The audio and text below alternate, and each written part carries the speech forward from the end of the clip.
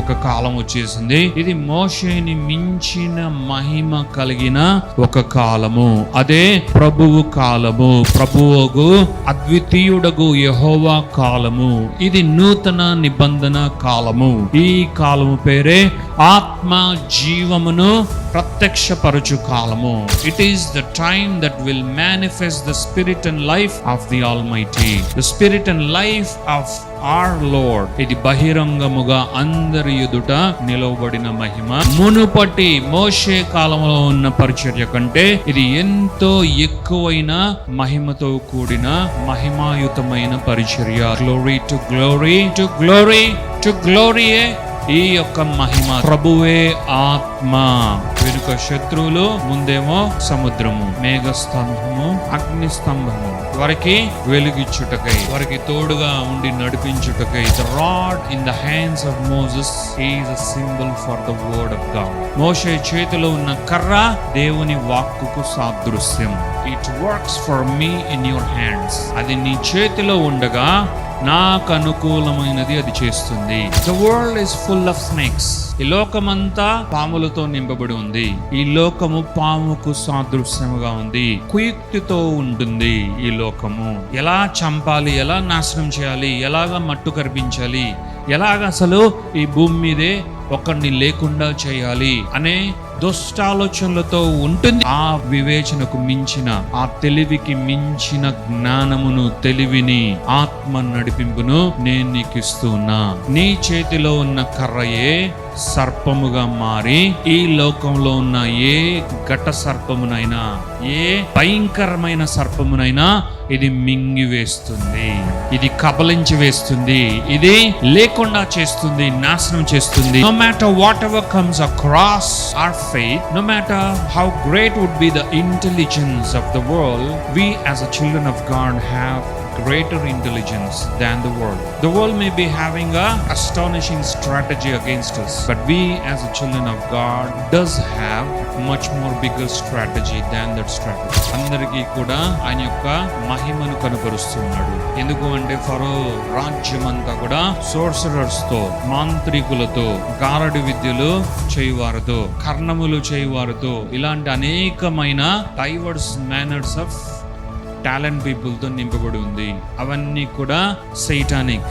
ఇన్ని గొప్ప కార్యాలు చేస్తూ, మేలులు చేస్తూ, జీవితాలనే మార్చివేసి, విమోచించి, నూతనమైన జీవితాన్ని ఇచ్చి, వారిని వాగ్దాన దేశం వైపుగా నడిపిస్తున్న దేవుని పట్ల కృతజ్ఞత కలిగి ఉండక, దేవుని మంచితనాన్ని, గొప్పతనాన్ని గ్రహించలేని యొక్క పరిస్థితిలో ఉండగా, who ever looks upon that snake shall live. Hallelujah. ఈ ఇత్తడి సర్పాన్ని, ఈ శిలువ పైన వ్రేలాడుతున్న ఈ ఇత్తడి సర్పాన్ని చూస్తే చాలు వారు బ్రతికెదరు. ఆ యొక్క ఇత్తడి సర్పం ముందు మోకరిల్లారు. That's a resemblance for repentance, the true repentance. This bronze snake or silver snake or whatever this snake of metal is a resemblance for Jesus, who is been crucified, who is yet to come on the cross of Calvary. ఈ సర్పము నజరేయుడైన యేసుక్రీస్తుకు సాదృశ్యముగా ఉంది. ఇంకా ఆయన రాకముందే ఆయన మహిమ ఎంత గొప్పగా ఉందో చూడు. ఇంకా యేసుక్రీస్తు ఈ భూమి మీదకి అడుగు పెట్టకముందే ఆయన రూపములో, ఆయన యొక్క ఉనికికి తగిన ఒక సాదృశ్యాన్ని మోషేకు దేవుడు చేయమని చెప్పాడు. అది మోషే వెంటనే చేయగా యేసుక్రీస్తు యొక్క మహిమ అక్కడ కనుపరచబడింది. వెంటనే వారు స్వస్థపరచబడి బ్రతికారు. దీనిని నిజముగా యేసయ్య రుజువుపరచాడు. ఇది ఇప్పుడు జస్ట్ ఫిజికల్ గా మాత్రమే ఉంది అరణ్యములో ప్రజలందరి ఎదుట. కానీ నిజమైన ఆత్మను, ఆత్మ సంబంధమైన ప్రయోజనమును, ఆశీర్వాదమును ప్రభు అయిన యేసుక్రీస్తు ఈ భూమి మీదకి తీసుకుని వచ్చాడు. ప్రభువే ఆత్మ. ప్రభు ఆత్మ ఎక్కడ ఉండునో అక్కడ బ్రతుకుట ఉండును, అక్కడ జీవముండును, అక్కడ దేవుని యొక్క ఆత్మ నివాసముండును అన్నది యేసుక్రీస్తు ద్వారా మాత్రమే సాధ్యమైంది. ఈ పరిచర్య ఏ పరిచర్య? మానవులు బ్రతుకుట కొరకైన పరిచర్య. మనుష్యులందరూ రక్షింపబడుటకు, విమోచింపబడుటకైన పరిచర్య.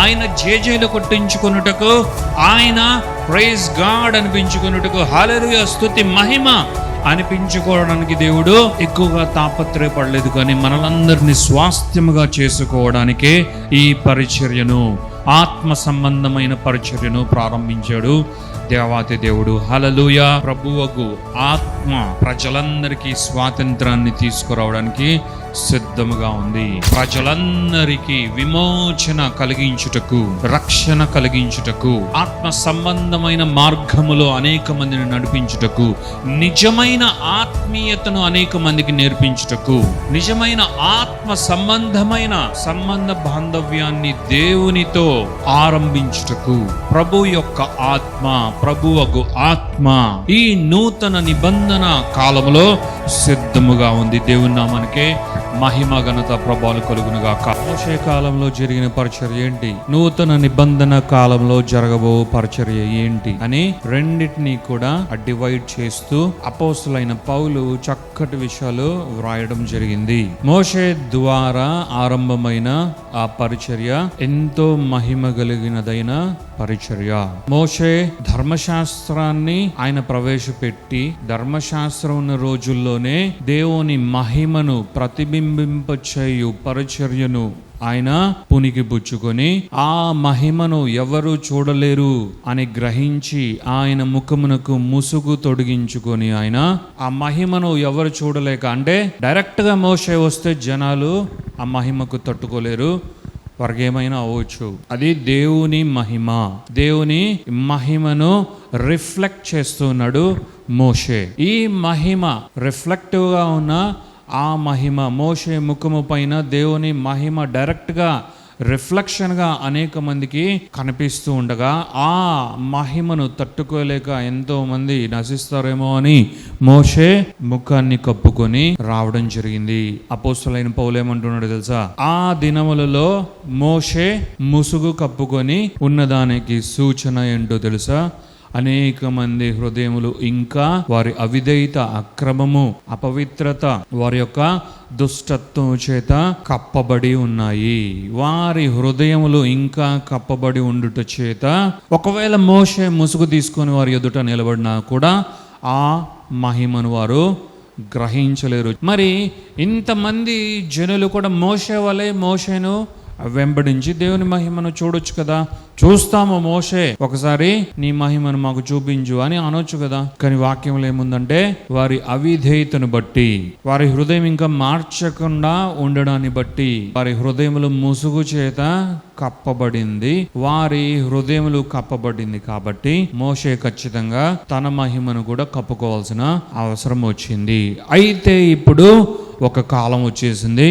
ఇది మోషేని మించిన మహిమ కలిగిన ఒక కాలము.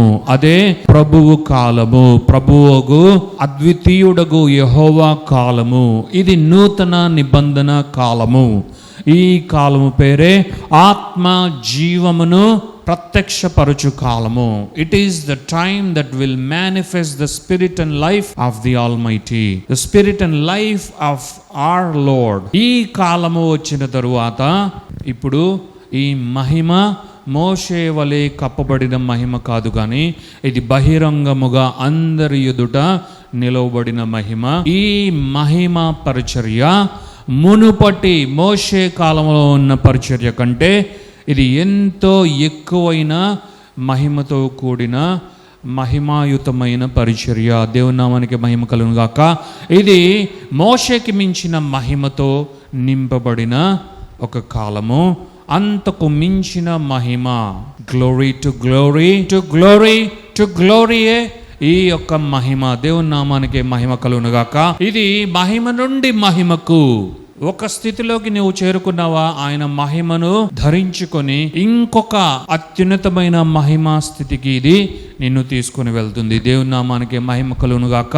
ఇది వివరించు సమయములోనే అపోస్తులైన పౌలు ప్రభువే ఆత్మ, హల్లెలూయా, ప్రభువే ఆత్మ, ప్రభువే ఆత్మ అని అపోస్తులైన పౌలు చెబుతూ ప్రభు యొక్క ఆత్మ ఎక్కడ ఉండును అక్కడ స్వాతంత్రము ఉండును అని ఆయన వివరించడం జరిగింది. అంటే దీని అర్థం మోషేకు మించిన మహిమ ఈ యొక్క భూమి పైన రావడానికి సాధ్యమేనా? ఎందుకంటే మనం నూతన నిబంధనలో ఉన్నా కూడా మోషే కాలంలో ఎర్ర సముద్రం పాయలుగా అయింది. ఐగుప్తు అంతా కూడా రకరకాలైన తెగుళ్ళు, ఇప్పుడు మనము కోవిడ్ అని దీనికే విలువిల్లాడిపోయినాం. దీనికి మించిన తెగుళ్ళు ఆ రోజు మోషే దేవుని వాక్కు పలుకుట చేత ఐగుప్తు అంతా వ్యాపింపజేశాడు. వినలోని తల బిరుసుగా ఉండు ఫరో యొక్క సామ్రాజ్యాన్ని అంతా కూడా మోషే దేవుని యొక్క శక్తి ద్వారా అద్భుతములు చేసి వణికింపజేశాడు. దేవుని నామానికి మహిమ కలుగును గాక. ఇప్పుడు మోషే అంత మాత్రమే కాదు, నేను ఎలాగైనా వీరిని తీసుకొని వెళ్తా, నీవు మర్యాదగా వీరిని విడుదల చేయనట్లు, వీరిని వదిలివేస్తున్నా, ఇక వీరు బానిసలు కాదు, నీ తీసుకుని వెళ్ళొచ్చు నువ్వు అని నువ్వు మాట ఇస్తావా లేదా? ఇవ్వకపోతే ఇవి శాంపుల్, ఇంకా ఇంకా ఇంకా నేను పలుకుతాను, పరలోకం నుండి ఆయన పంపించేది పంపిస్తాడు, జాగ్రత్త అని ఫరోకు వార్నింగ్ ఇచ్చి మరి ఎలాగైనా ఫరో మెడలు ఉంచి సరే వీరందరినీ కూడా ఇక నీవు విడిపించొచ్చు, వీరందరినీ తీసుకొని నువ్వు బయలుదేరొచ్చు, నీకు ఇష్టం వచ్చిన చోటుకి తీసుకువెళ్ళొచ్చు అనేలాగా చేశాడు. ఇప్పుడు అంత మాత్రమే కాదు, వెనుక శత్రువులు, ముందేమో సముద్రము. మరి ఆ సముద్రానికి చేరుకునేంత వరకు దేవుడు వారికి ఇంకా ఏమేమి అద్భుతాలు చేశాడు? మేఘస్తంభము, అగ్ని స్తంభము, వారికి వెలుగిచ్చుటకై, వారికి తోడుగా ఉండి నడిపించుటకై దేవుడు అద్భుతాన్ని చేయడం జరిగింది. తరువాత సముద్రాన్ని, అదేదో ధాన్యాన్ని 2 భాగాలుగా మనము అరచేతితో చేసినట్లుగా సముద్రాన్ని అలవోకగా దేవుని వాక్కును మోషే పలికిన వెంటనే, ఎక్కడ పలికాడు మోషే? వాక్యంలో ఎక్కడ లేదు సముద్రమా చీలిపో అని ఎక్కడ పలకలేదంటే, ఆ రోజుల్లో మోషేకున్న ఫెయిత్ని బట్టి, మోషేకున్న ఒబీడియన్స్ని బట్టి, మోషే సైలెంట్ గా దేవుని మాత్రమే ప్రేమించేవాడు కాబట్టి, నువ్వు జస్ట్ కర్ర చూపించు చాలు, నేను చేసేది చేసుకుంటా. That is a symbol of faith. The rod, the staff that Moses carried in his hands is a symbolic for faith. It is none other than the rod in the hands of Moses is a symbol for the word of God. మోషే చేతిలో ఉన్న కర్ర దేవుని వాక్కుకు సాదృశ్యం. అందుకే దేవుడు ఏమన్నాడు? Bush యూనివర్సిటీలో మోషన్ తీసుకెళ్ళినప్పుడు నీ ఎదుట ఏముంది? కర్ర ఉంది, ఈ కర్ర తీసుకుని ఏం చేయాలి అని అంటే, దేవుడు ఏమంటున్నాడు? ఈ కర్ర మామూలు కర్ర కాదు, it works for me in your hands అని దేవాతి దేవుడు చెప్పడం జరిగింది. అది నీ చేతిలో ఉండగా నాకు అనుకూలమైనది అది చేస్తుంది. నువ్వేమనుకుంటావో అది చేస్తుంది ఆ కర్ర. దాన్ని వదిలిపెట్టి చూడు, ఏమైంది? స్నేక్. అంటే దాని అర్థం ఏంటి? The world is full of snakes. ఈ లోకమంతా పాములతో నింపబడి ఉంది. ఈ లోకము పాముకు సాదృశ్యముగా ఉంది. దాని పేరు కూడా దేవుడు ఏమన్నాడు? సర్ప సంతానమా అని అన్నాడు. అంటే అర్థం ఏంటి? కుయుక్తితో ఉంటుంది ఈ లోకము. ఓకేనా? ఎలా చంపాలి, ఎలా నాశనం చేయాలి, ఎలాగా మట్టు కరిపించాలి, ఎలాగ అసలు ఈ భూమి మీదే ఒకరిని లేకుండా చేయాలి అనే దుష్టాలోచనలతో ఉంటుంది. కానీ అది వివేచన. మరి మోషేకి దేవుడు ఇచ్చిన ట్రైనింగ్ ఏంటో తెలుసా? ఆ వివేచనకు మించిన, ఆ తెలివికి మించిన జ్ఞానమును, తెలివిని, ఆత్మ నడిపింపును నేను నీకు ఇస్తూ ఉన్నా. నీ చేతిలో ఉన్న కర్రయే సర్పముగా మారి ఈ లోకంలో ఉన్న ఏ ఘట సర్పమునైనా, ఏ భయంకరమైన సర్పమునైనా ఇది మింగి వేస్తుంది, ఇది కబలించి వేస్తుంది, ఇది లేకుండా చేస్తుంది, నాశనం చేస్తుంది. దేవుని నామానికే మహిమ, ఘనత, ప్రభావాలు కలుగునుగాక. హల్లెలూయా. That means no matter whatever comes across our faith, no matter how great would be the intelligence of the world, we as a children of God have greater intelligence than the world. The world may be having a astonishing strategy against us, but we as a children of God does have much more bigger strategy than that strategy. ఇదే దానికి సూచన. సర్ప సంతానం అని దేవుడు పామును ప్రయోగించడం ఏంది? అసలు కర్రను పాముగా ఉపయోగించడం ఏంది? అసలు ఏంది? అసలు పాము ఏంది? దేవుడు ఏంది? పాము ఏంది? మనం వ్యతిరేకించేదే, విభేదించేది. ఈ లోకంలో పాములను ఎవరైతే పూజిస్తారో, పామును దేవుడుగా ఎవరైతే అనుకుంటారో వాళ్ళనే కదా ఖండించేది. మన దేవుడే పామును వదిలిపెడుతున్నాడా? That is the intelligence of God. Because snake has been created, serpent has been created first as his mighty creation, then it has become an abomination. మొదట దేవుడు సర్పమును సృష్టముగా చేశాడు, సృష్టించాడు, తయారు చేశాడు. తర్వాత అది ఒక దుష్టమైన సర్పముగా అయింది. కానీ ఎక్కడి నుండో అది దుష్టమైన సర్పముగా దానంతట అదే ఈ భూమి మీదకి రాలేదు. దేవుని యొక్క సృష్టే. తర్వాత అది లూసిఫరు సాతాను వలె మారినట్లుగా అది కూడా వాని యొక్క తొత్తుగా మారిపోవడం జరిగింది. కాబట్టి దేవుడు పామును వాడుకోవడంలో తప్పేమి లేదు. అక్కడ ఇన్ఫాక్ట్ నిజంగా ఆయన పామును వాడుకొని ఏదో చేయాలని అనుకోవట్లేదు, కానీ అక్కడ అందరికీ కూడా ఆయన యొక్క మహిమను కనపరుస్తూ ఉన్నాడు. ఎందుకు అంటే ఫరో రాజ్యం అంతా కూడా సోర్సరర్స్ తో, మాంత్రికులతో, గారడి విద్యలు చేయువారితో, కర్ణములు చేయువారితో, ఇలాంటి అనేకమైన డైవర్స్ మేనర్స్ ఆఫ్ టాలెంట్ పీపుల్తో నింపబడి ఉంది. అవన్నీ కూడా సైటానిక్ అండ్ స్పిరిటిస్ట్ వరల్డ్ కి సంబంధించిన విద్యలు నేర్చుకున్న వారితో నింపబడింది. మరి ఏం చేయాలి? వారికి వారి భాషలోనే అర్థమయ్యేలాగా చెప్పాలి. అంటే అవన్నీ కూడా ఎవరినైనా ఓడించడానికి, ఎవరిని ఏమైనా చేయడానికి, ఎలాంటి వారినైనా కొట్టివేయడానికి ఉన్న స్ట్రాటజీస్ అండ్ పాములు వారి దగ్గర ఉండేవి, ఫరో దగ్గర. అలాంటి ఫరో తనకున్న ఆ యొక్క పరపతితో, ఆ జ్ఞానముతో, ఆ వైభోగముతో, గర్వముతో విర్రవీగిపోతూ ఉండగా దేవుడు ఇప్పుడు ఆ సర్పములు అన్నిటినీ తుడిచివేసే గొప్ప సర్పమును మోషే చేతికి అనుగ్రహించాడు. అదే దేవుని వాక్కు. హల్లెలూయా. ఇదే మరలా దేవుడు అరణ్యంలో కూడా రిపీట్ చేశాడు. అవునా కదా? వారి సొనగుడు, గొనుగుడు, వారి యొక్క దుష్టత్వము. ఎవరు వీరు? ఫరో రాజ్యము, ఐగుప్తులో ఉన్న జనాంగము, సంతానము ఏ మాత్రము కాదు గాని దేవుడు అంతా శ్రమతో కష్టపడి ఓర్చి ఆయన సొత్తుగా చేసుకొని వారందరి కొరకు అద్భుత ఆశ్చర్యక్రియలన్నీ జరిపించి వారిని విడిపించి విమోచించి అరణ్యంలోనికి ప్రయాణాన్ని కొనసాగింప చేస్తూ ఉండగా వారి యొక్క దుష్టత్వము వారు ఏమాత్రం విడవకుండా ఐగుప్తులో ఉన్నప్పుడు ఎలాంటి మనస్తత్వం కలిగి ఉన్నారో అదే మనస్తత్వాన్ని ఇంకా క్యారీ చేస్తూ ఎన్ని గొప్ప కార్యాలు చేస్తూ మేలులు చేస్తూ జీవితాలనే మార్చివేసి విమోచించి నూతనమైన జీవితాన్ని ఇచ్చి వారిని వాగ్దాన దేశం వైపుగా నడిపిస్తున్న దేవుని పట్ల కృతజ్ఞత కలిగి ఉండక దేవునినే క్రిటిసైజ్ చేస్తూ దేవుని వైపే చెయ్యెత్తి చూపిస్తూ దేవునికే కోపం వచ్చే విధంగా, దేవునికే బాధ కలిగే విధంగా వీరి యొక్క దుష్టత్వం బయటపడుతూ ఉన్న కారణం చేత అరణ్యంలో పాముల చేత అందరూ కూడా స్టాంప్ వేయించుకుంటూ ఉన్నారు. పట్ పట్ పట్ పట్ పట్ పట్ అని అందరు రాలిపోతూ ఉన్నారు.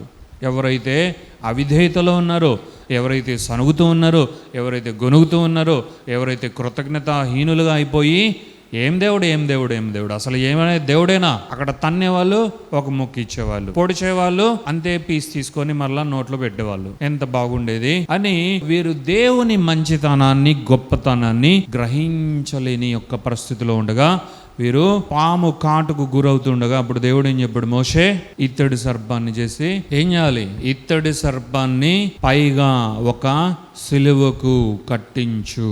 Who ever looks upon that snake shall live. హల్లెలూయా. ఎవరు ఏ సర్పముతో కాటు వేయించుకున్నా వారు నశించే స్థితిలో ఉంటే ఈ ఇత్తడి సర్పాన్ని, ఈ సిలువ పైన వ్రేలాడుతున్న ఈ ఇత్తడి సర్పాన్ని చూస్తే చాలు వారు బ్రతికెదరు అని వాగ్దానాన్ని ఇచ్చాడు. వెంటనే మోషే ఇత్తడి సర్పాన్ని తయారు చేసి ఆడ నిలబెట్టాడు. అందరు వచ్చేది ఎవ్రీబడి హ్యాస్ నెల్ డౌన్. పాము కాడు వెలువెల్లాడుతూ అందరూ ఆ యొక్క ఇత్తడి సర్పం ముందు మోకరిల్లారు. That's a resemblance for repentance, the true repentance. Okay, అంటే నిజంగానే మేము సనిగాము, గొనిగాము, దేవునికే వ్యతిరేకంగా మాట్లాడము, పిచ్చి పిచ్చి మాటలన్నీ మాట్లాడము, దేవా మమ్మల్ని క్షమించు. మోషే చెప్పినట్లు ఇప్పుడు మేము ఇత్తడి సర్పం ముందు మోకరిల్లుతూ ఉన్నాము. నీవు మమ్మల్ని బాగు చేస్తానన్నావు కదా, ఇదిగో మేము మోకరిల్లుతున్నాను. విలవిల్లాడుతూ అబ్బా అయ్యో అని అరుస్తూ వచ్చి మోకాళ్ళేసి అట్ట చూస్తున్నారు, బాగైపోయింది వెళ్ళిపోతున్నారు, అలా చూస్తున్నారు, బాగైపోయింది వెళ్ళిపోతున్నారు. This bronze snake or silver snake or whatever this snake of metal is a resemblance for Jesus who is been crucified, who is yet to come on the cross of Calvary in the future. Hallelujah. ఈ సర్పము నజరేయుడైన యేసుక్రీస్తుకు సాదృశ్యముగా ఉంది. ఇంకా ఆయన రాకముందే ఆయన మహిమ ఎంత గొప్పగా ఉందో చూడు. ఇంకా యేసుక్రీస్తు ఈ భూమి మీదకి అడుగు పెట్టకముందే ఆయన రూపములో ఆయన యొక్క ఉనికికి తగిన ఒక సాదృశ్యాన్ని మోషేకు దేవుడు చేయమని చెప్పాడు. అది మోషే వెంటనే చేయగా యేసుక్రీస్తు యొక్క మహిమ అక్కడ కనుపరచబడింది. వెంటనే వారు స్వస్థపరచబడి బ్రతికారు. పాము అంటే కాటు మాత్రమే కాదు, కాటు వేసిన మినిట్స్కే కట్ కట్ కట్ కట్ అని లైఫ్ ని కట్ చేసేస్తుంది. అది లైఫ్ లైన్ ని కట్ చేసేసి ఈ భూమి నుండి పార్సల్ చేస్తుంది, అవునా కదా? కాబట్టి కాటుకు గురైన అనేక మంది చనిపోతూ ఉన్నారు. ఇంకా అవిధేయతలో ఉన్న ఒకవేళ ఈ ఇత్తడి సర్పాన్ని దేవుడు ఇచ్చిన, మోషే చేయించిన ఎవరైతే అవిధేయులుగా ఇంకా ఉన్నారో ఏమీ చేయలేము. బట్ ఎవరైతే రిపెంట్ అవుతూ అక్కడికి వచ్చారో they have this blessing to live. దీనిని నిజముగా యేసయ్య రుజువుపరచాడు. ఇది ఇప్పుడు జస్ట్ ఫిజికల్ గా మాత్రమే ఉంది అరణ్యములో ప్రజలందరి ఎదుట, కానీ నిజమైన ఆత్మను, ఆత్మ సంబంధమైన ప్రయోజనమును, ఆశీర్వాదమును ప్రభు అయిన యేసుక్రీస్తు ఈ భూమి మీదకి తీసుకుని వచ్చాడు. ప్రభువే ఆత్మ. ప్రభు ఆత్మ ఎక్కడ ఉండునో అక్కడ బ్రతుకుట ఉండును, అక్కడ జీవముండును, అక్కడ దేవుని యొక్క ఆత్మ నివాసముండును అన్నది యేసుక్రీస్తు ద్వారా మాత్రమే సాధ్యమైంది. కాబట్టి అపోస్తలుడైన పౌలు అంటున్నాడు, ప్రభువేరా ఆత్మ. అరణ్యంలో కనిపించిన ఆ ప్రభావము, ఆ మహిమ కూడా ప్రభు ఆత్మగా ఇంకా భూమిపైకి రాకముందే, ప్రభు యొక్క ఆత్మ మనందరి కొరకు త్యాగపూరితముగా బహుమానముగా ఇంకా పంపింపక ముందే, ఇంకా ఆయన ఇవ్వక ముందే అరణ్యములో ఆయన మహిమ యొక్క శాంపుల్ ని చూపించాడు. అందుకే అపోస్తలుడైన పౌలు 2 కొరింథీయులు 3వ అధ్యాయము 17వ వచనమును మనకు ఇవ్వగా, ఈ 2వ అధ్యాయం 1వ వచనం నుండి ఈ 16వ వచనంలో వరకు మహిమ మహిమ మహిమ మహిమ, పరిచర్య పరిచర్య పరిచర్య, మహిమ మహిమ మహిమ అని వివరించాడు అపోస్తలుడైన పౌలు. పాత నిబంధనలో పరిచర్య ఉంది, క్రొత్త నిబంధనలు ఎలాగైనా పరిచర్య ఉంటుంది. పరిచర్య లేకుండా క్రొత్త నిబంధన అన్నదే కుదరదు. ఈ పరిచర్య ఏ పరిచర్య? దేవునికి చేసుకునే పరిచర్య కాదు, మానవులు బ్రతుకుట కొరకైన పరిచర్య. మనుషులందరూ రక్షింపబడుటకు, విమోచింపబడుటకైన పరిచర్య. ఆయన జేజేలు కొట్టించుకొనుటకు, ఆయన ప్రైజ్ గాడ్ అనిపించుకొనుటకు, హల్లెలూయా స్తుతి మహిమ అనిపించుకోవడానికి దేవుడు ఎక్కువగా తాపత్రయపడలేదు. కానీ మనలందరినీ స్వాస్థ్యముగా చేసుకోవడానికే ఈ పరిచర్యను, ఆత్మ సంబంధమైన పరిచర్యను ప్రారంభించాడు దేవాతి దేవుడు. హల్లెలూయా. ప్రభువే ఆత్మ.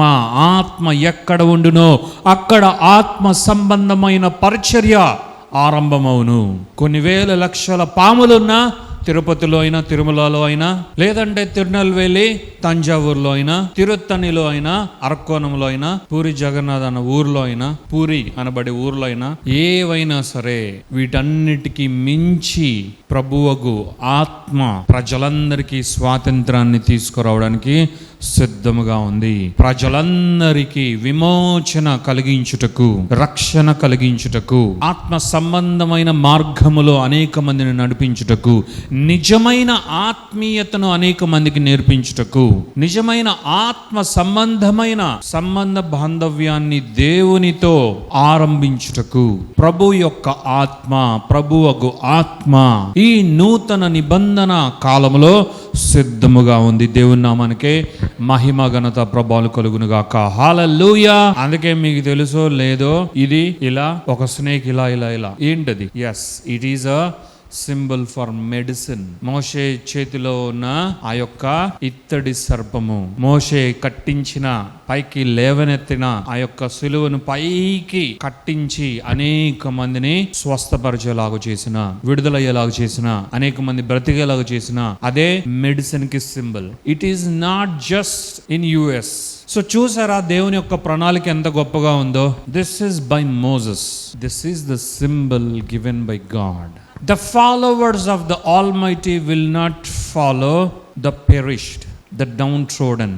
This has to follow the blessed ones. అది దేవుని ప్రణాళిక. సో ఎన్ని వాగినా ఫైనల్ గా కొన్ని ఫాలో అవ్వాల్సిందే. ఈ దేశమైనా ఇంకో దేశమైనా ఏ దేశమైనా దేవుని మాట చొప్పున, ఆ రోజు మోషే ఎలాగైతే దేవుని మాట చొప్పున చేశాడో అలాగే ఈ నూతన నిబంధనలో కూడా పలు కాలములలో పలు రంగములలో ఎంతమంది అయితే దేవుని మాట విని అనేక మందికి ఈ యొక్క 19th century, 18th, 19th, 20th, even in the 21st centuryలో ఆ ఇన్వెన్షన్స్ అన్ని ఎప్పుడో తెలుసా? లోకం వీటిని మూసిపెడుతుంది. ఇన్వెన్షన్స్ మాత్రమే స్క్రీన్ మీద వేసి పవర్ పాయింట్ ప్రెజెంటేషన్ చూపిస్తుంది. అర్థమైందా? ఆ మూసిపెట్టింది ఏంటో తెలుసా? When they were studying the word of God, they have గాటన్ these creative thoughts. ఎప్పుడైతే బైబిల్ చదువుతున్నారో అప్పుడు వెంటనే వారికి ఏదో ఒక క్రియేటివ్ థాట్ వచ్చి అన్ని వారు ఒక్కొక్కటి కనుగొన్నారు. తెలుసా? ప్రతిదీ అలాగే జరిగింది. లాస్ట్ వీక్ కూడా చెప్పాను, ప్రింటింగ్ మిషన్ అన్నదే అసలు ఇలా వ్రాస్తూ ఉండాలి అంటే చేతితో వ్రాస్తూ ఎన్ని కాపీస్ మనం రాయగలము. ఏదైనా సరే చక్క ఒక మెషిన్ లాగా ఆటోమేటిక్ గా అచ్చు వేసుకుంటూ వెళ్ళేది ఉంటే త్వరగా అయిపోతుంది కదా అని, అలాంటిది ఏదైనా కనుక్కోవాలి అని అనుకున్నప్పుడు దేవుని శక్తి ద్వారా ప్రింటింగ్ మిషన్ ని కనుగొన్నవాడే ఆ యొక్క ప్రింటింగ్ మిషన్ ఫౌండర్. అది బైబిల్ కొరకు కనిపెట్టడం జరిగింది. అది ఇప్పుడు ప్రతి దానికి దాన్ని వాడాల్సిందే, వాడకపోతే కుదరదు. ఇప్పుడు మోడర్న్ గా మనకు కంప్యూటర్ ప్రింటర్స్, డిజిటల్ ప్రింటర్స్ వచ్చి ఉండొచ్చు, కానీ ఈ ఆఫ్సెట్ ప్రింటింగ్ అన్నది ప్రపంచమంతా 60%, 70% కంటే ఎక్కువ ప్రజలందరూ కూడా ఆధారపడేది. ప్రతి దానికి దాని మీద ఆధారపడవలసిందే. అది మొదటిగా బైబిల్ కొరకు దేవుడు ఇచ్చిన జ్ఞానం. హల్లెలూయా. Whatever the wonderful thing is that ఇవన్నీ చేయడానికి నూతన నిబంధన జనులందరూ కూడా ఇంత గొప్పగా ఆశీర్వదింపబడుటకు, ఇంత స్వతంత్రతలోకి నడుచుటకు, ఇంత చక్కగా వర్ధిల్లుటకు ప్రభువగు యేసుక్రీస్తు యొక్క ఆత్మనే కారణం. గలతీయులకు రాసిన పత్రిక 4వ అధ్యాయము 6వ వచనంలో ఏముంది చదువుదాం. మరియు మీరు కుమారులై ఉన్నందున నాయనా తండ్రి అని మొరపెట్టు తన కుమారుని ఆత్మను, తన కుమారుడైన ప్రభు అయిన యేసుక్రీస్తు ఆత్మను, తన కుమారుడైన ప్రభువగు ఆత్మను దేవుడు మన హృదయములలోనికి పంపెను. గలతీయులు 4:6లో ఇక్కడ విషయం ఏంటంటే కుమారులు అయిపోతే ఇంకేముంది? అందుకే మొదటే దేవుడు ఇచ్చేశాడు. ప్రభువగు ఆత్మను దేవుడు మనకు అనుగ్రహించాడు. ఎందుకంటే మనకు స్వతంత్రం కావాలి కాబట్టి, ఆత్మ ఎక్కడ ఉంటే అక్కడే స్వాతంత్రం కాబట్టి, ఆత్మ లేకపోతే మనం స్వతంత్రులుగా అవ్వలేము. ఆత్మ మనలోకి రావాలి. అది ప్రభువగు ఆత్మే మనలోకి రావాలి. అపోస్తలుడైన పౌలు చెప్పినట్లుగా మనలో జరగాలి. ప్రభువగు ఆత్మ, ప్రభు యొక్క ఆత్మ, ప్రభు అయిన యేసుక్రీస్తు యొక్క ఆత్మే మనలోకి రావాలి. అప్పుడు మనము ఖచ్చితంగా స్వతంత్రులుగా అవ్వగలము. అయితే ఈ యొక్క వాక్కు ఆరంభంలోనే ఇది కూడా అపోస్తలుడైన పౌలే వ్రాసాడు. పౌలు ఏమంటున్నాడు? కుమారులైనందున.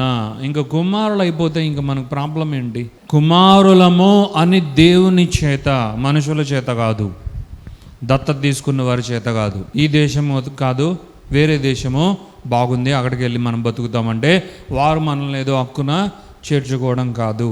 ఏ దేశంకైనా దాని యొక్క పాజిటివ్స్ ఉంటాయి, నెగిటివ్స్ ఉంటాయి, దాని యొక్క అడ్వాంటేజెస్ ఉంటాయి, అలాగే హోల్స్ కూడా చాలా ఉంటాయి. కానీ దేవుడే కుమారులుగా గనక అంటే, దేవుడే నీవు నా కుమారుడవు అని గనక అంటే ఖచ్చితంగా దేవుని ఆత్మను మనం పొందుకున్న వారమే. ఆయన ప్రియ కుమారుడైన యేసుక్రీస్తు యొక్క ఆత్మనే, యేసుక్రీస్తు యొక్క ఆత్మనే, యేసుక్రీస్తులో ఉన్న ఆ ఆత్మ నుండి అదే లాంటి భాగమైనటువంటి ఆత్మనే దేవుని యొక్క కృప చేత మరీ అధికమైన మహిమ అనబడే ఈ మహిమాయుతమైన పరిచర్య చేత మనము తప్పక పొందుకొని ఉన్నాము. ఇదే కుమారుని యొక్క డిసిగ్నేషన్, కుమారుని యొక్క స్థితి ఇదే. ఇంకో చోట దీనికే అపోస్తలుడైన పౌలు పేరు పెట్టి ఏమని అంటున్నాడు తెలుసా? దత్తపుత్ర ఆత్మ. దత్తపుత్ర ఆత్మ అంటే దత్తతగా మనల్ని దేవుడు తీసుకోగా, అలా దత్తతగా తీసుకొని అలా జస్ట్ ఊరికే క్యాజువల్ గా దేవుడు మనల్ని వదిలేదు. కానీ దత్తత అయితే తీసుకున్నాడు, కానీ మనలోనికి ఆయన ఆత్మనే పంపించాడు. అంటే ఆయన కుమారునిలో ఏ ఆత్మ ఉంటుందో అదే ఆత్మనే దత్తతగా తీసుకున్నా సరే వీరిలో కూడా నా కుమారుని ఆత్మనే ఉండాలి అని కోరుకొని కుమారుని ఆత్మనే మనలోనికి పంపించాడు. దేవుని నామానికే మహిమ కలుగును గాక. అది రోమీయులు 8వ అధ్యాయంలో ఉండగా ఇది గలతీయులు 4వ అధ్యాయం ద్వారా కుమారులు కుమారులు కుమారులు అన్న ఈ యొక్క డిసిగ్నేషన్ని, ఈ యొక్క పొజిషన్ ఆఫ్ రైచియస్నెస్ని అపోస్తులైన పౌలు మనకు డిఫైన్ చేస్తూ ఉన్నాడు, డిక్లేర్ చేస్తున్నాడు. దేవునికే మహిమ కలుగును గాక. కాబట్టి the manifestation of the spirit of a son has been very true in all of our lifes. నూతన నిబంధన పరిచర్యే అది, నీతికి సంబంధించిన పరిచర్యే అది, ధర్మశాస్త్రానికి సంబంధించిన పరిచర్యే అంత మహిమతో ఉండి ఆయన ముఖానికి గుడ్డ కట్టుకొని ఎవరితో మాట్లాడాలనుకున్నా, ఎక్కడికి వెళ్ళాలనుకున్నా, జరగండి, దూరంగా వెళ్ళండి అని ముఖానికి ముసుగు వేసుకొని, హృదయానికి ముసుగు వేసుకున్న జనాలతో అన్ని పంచుకునేవాడు మోషే. ఆ మహిమనే ఎంతో గొప్పదైనప్పుడు యేసుక్రీస్తు అనబడడు దేవుని కుమారుడు, అద్వితీయుడగు దేవుని కుమారుడు, ఒక్కగానొక కుమారుడు, ప్రభువైన కుమారుడు, యేసు అనబడే కుమారుడు, అభిషిక్తుడు అనబడే కుమారుడు. ఈయన వచ్చినప్పుడు మహిమ ఎంత గొప్పగా ఉండాలి. ఆయన మహిమను అనుగ్రహిస్తే అది మోషే కంటే ఎంత గొప్పగా ఉండాలి. ఇన్ఫ్యాక్ట్ మోషేకి మహిమనిచ్చింది కూడా ఈయనే. కాబట్టి ఈయన వచ్చినప్పుడు, ప్రభువు ఆత్మ వచ్చినప్పుడు, ఆత్మ యొక్క స్వాతంత్రం, ఆత్మ ఇచ్చే స్వేచ్ఛ, ఆత్మ ఇచ్చే స్వస్థత, ఆత్మ ఇచ్చే నూతన జీవితం, అది మనలోకి సమృద్ధిగా పోసే సమృద్ధి అయిన జీవం ఎంతో గొప్పది, అది లోతైనది, అది అత్యున్నతమైనది, అది మనం కొలవలేనిది. ఇది మనము జీవించి మన దేవునికి మహిమ చెల్లించి ఈ భూమి మీద మనము ఆయనకు సాక్షులుగా జీవించాలని దేవాతి దేవుడు కోరుకుంటూ ఉన్నాడు. హల్లెలూయా, హల్లెలూయా. What a wonderful God he is. And ఇంకొక మంచి వాక్యాన్ని ఆయన అంటున్నాడు, ఈ స్వాతంత్రము అనుగ్రహించి క్రీస్తు మనలను స్వతంత్రులుగా చేసి ఉన్నాడు. కాబట్టి మీరు స్థిరముగా నిలిచి మరలా దాస్యమును కాడి క్రింద చిక్కుకొనకుడి. Same Galatians chapter, same the book of Galatians, it is in the chapter 5 verse 1. ఏ స్వాతంత్రాన్ని అయితే ఇచ్చి మనలను స్వతంత్రులుగా దేవాతి దేవుడు చేశాడో ఆ స్వాతంత్రములో, ఆ స్వేచ్ఛలోనే, ఆ బ్లెస్సెడ్నెస్లోనే, ఆ యొక్క నూతన జీవితంలోనే మీరు స్థిరులై ఉండండి. Stand fast in the Liberty that God has given unto us. హల్లెలూయా, హల్లెలూయా. అపోస్తలుడైన పౌలు దీని ద్వారా మనలందరినీ కూడా ఎంకరేజ్ చేస్తున్నాడు, ఆయన బలపరుస్తున్నాడు. హెచ్చరికతో కూడిన ఇది బలపరచడం, హెచ్చరిస్తున్నాడు. అట్ ద సేమ్ టైం మనల్ని దృఢపరుస్తున్నాడు, బలపరుస్తున్నాడు. ఆయన ఏమంటున్నాడు, ప్రభు అయిన యేసుక్రీస్తు ద్వారా ఆత్మ మనకు రాగా ఈ ఆత్మ మనలను స్వతంత్రులుగా చేయగా, ఇప్పుడు స్వతంత్రులుగా అయిన మీరు ఏ స్వాతంత్రము ద్వారా స్వతంత్రులుగా మీరు అయ్యారో అందులో స్థిరులై ఉండండి.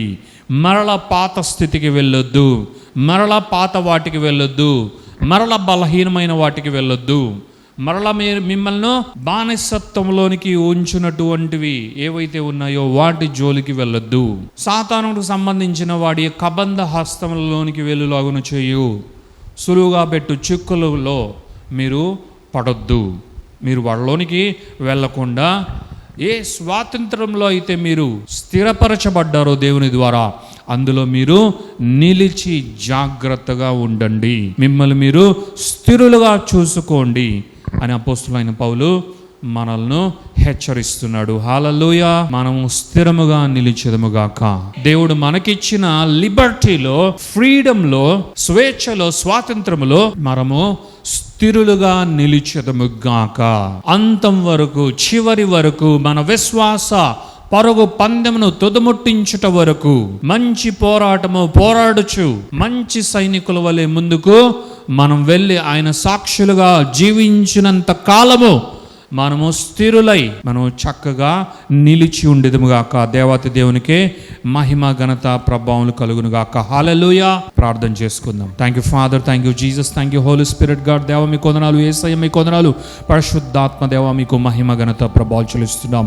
ఈ యొక్క శుభ దినాన్ని బట్టి వందనాలు, మంచి దినాన్ని బట్టి వందనాలు, ఆశీర్వదింపబడిన దినాన్ని బట్టి వందనాలు నాయన. ఇదిగో తండ్రి, ఆ డే ఆఫ్ మెసేజ్ ఆఫ్ లిబర్టీని బట్టి మీ కృతజ్ఞతాస్తుతులు చెల్లిస్తున్నాం. ఈ పునరుద్ధానాన్ని బట్టి, పునరుద్ధానపు శక్తిని మేము ప్రతి నిత్యము ఆశ్రయించి అనుభవించి రుజువు చేయాలి నాయన. దీనిని నాయన ఇదిగో తండ్రి నాయన మేము చూడాలి, దీని మేనిఫెస్టేషన్ మా జీవితంలో చూడాలి. ఇది మమ్మల్ని స్వతంత్రపరచాలి, ఇది మమ్మల్ని నాయన బాగు చేయాలి. ఈ యొక్క రెజరెక్షన్ పవర్ అన్నది ఇదిగో తండ్రి అనేకమైన బంధకముల నుండి మమ్మల్ని విడుదల చేయాలి.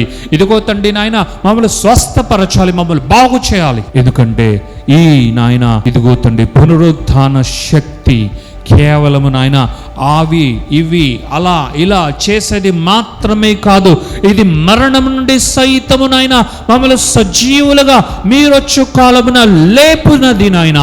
లేపుటకు శక్తి కలిగినదే పునరుద్ధాన నాయన ఈ యొక్క సువార్త, ఈ యొక్క నాయన శక్తి అయి ఉంది. అందును బట్టి మీకు కృతజ్ఞతాస్తుతులు చెల్లిస్తూ ప్రతినిత్యము దీన్ని ధ్యానించి మేము బలపరచబడదుముగాక. ప్రభుయే ఆత్మ, ప్రభువగు ఆత్మ ఎక్కడ ఉండునో, ప్రభు యొక్క ఆత్మ ఎక్కడ ఉండునో అక్కడే స్వాతంత్రం ఉండును అని మీరు మా అందరితో మాట్లాడినందుకు మీ కృతజ్ఞతాస్తుతులు చెల్లిస్తున్నాం. నూతన నిబంధన భక్తులుగా నూతన నిబంధనను పొందుకుని జీవిస్తున్న ఆశీర్వదింపబడిన జనాంగముగా మోషేకు మించిన నాయన ఇదిగో తండ్రి నాయన సర్వోన్నతుడైన మీ యొక్క మహిమను పొందుకునే కృప మాకు కలిగింది కాబట్టి నాయన అంతకు మించిన మహిమ నుండి మహిమకు ప్రయాణము చేసే కృప ధన్యత మీరు మాకు అనుగ్రహించారు కాబట్టి నాయన కుమారులుగా మమ్మల్ని నాయన స్వీకరించారు కాబట్టి కుమారులని నాయన మీరు మమ్మల్ని పేరు పెట్టి పిలుస్తూ ఉన్నారు కాబట్టి నాయన ఇదిగో తండ్రి మీ ఆత్మను పొందుకొని అబ్బా తండ్రి అని మేము పిలుచుచున్నాము, అబ్బా తండ్రి అని మీతో సహవసించుచున్నాము, అబ్బా తండ్రి అని నాయన మీతో వాత్సల్య బంధాన్ని కలిగి ఉన్నాము, ప్రేమను అనుభవిస్తున్నాము నాయన. ఇంతగా నాయన ఇదిగో మమ్మల్ని ఆశీర్వదించినందుకు మీకు కృతజ్ఞతాస్తుతులు చెల్లిస్తూ మా జీవితం అంతా మీ బృహత్తరమైన చిత్తానుసారముగా మేము విస్తరించి నాయన మీ చిత్తమును చేసాముగాక. మరింతగా నాయన మీకు నాయన ఇదిగో తండ్రి నాయన మీ యొక్క నాయన వండర్ఫుల్ వొకేషనల్ విల్ ని ఫుల్ఫిల్ చేసి మీకు మహిమ తెచ్చదముగాక ప్రభువా అని యేసునామములో మా ప్రియమైన బిడ్డలందరినీ బ్లెస్ చేస్తున్నాం. మినిస్ట్రీలోని ప్రతి ఫ్యామిలీని బ్లెస్ చేస్తున్నాం. ప్రతి ఒక్కరి అవసరత లెక్కలన్నీ తీర్చబడునుగాక. ప్రతి ఒక్కరి నాయన ఇదిగో తండ్రి హెవెన్లీ డిజైర్స్ యేసునామములో ఫుల్ఫిల్ అవునుగాక. గాడ్స్ విల్ డిజైర్స్ ఫుల్ఫిల్ అవునుగాక. వర్డ్ నాయన డిజైర్స్ ఫుల్ఫిల్ అవునుగాక. ఇదిగో తండ్రి ప్రాస్పరస్ బ్లెస్సింగ్స్ ఫుల్ఫిల్ అవునుగాక. సమస్త మహిమ ఘనత ప్రభువులు మీకే చెల్లిస్తూ ఈ యొక్క వీక్ నంతా బ్లెస్ చేస్తూ సక్సెస్, విక్టరీని, good health, healing, deliverance and prosperity, the life, the victory and the power ని యేసు నామములో అందరికి పలుకుచు ఈ యొక్క ప్రార్థన స్తుతి ఆరాధన యేసు పరిశుద్ధమైన నామములో అడిగి వేడుకొనుచున్నాము తండ్రి. ఆమేన్, ఆమేన్, ఆమేన్.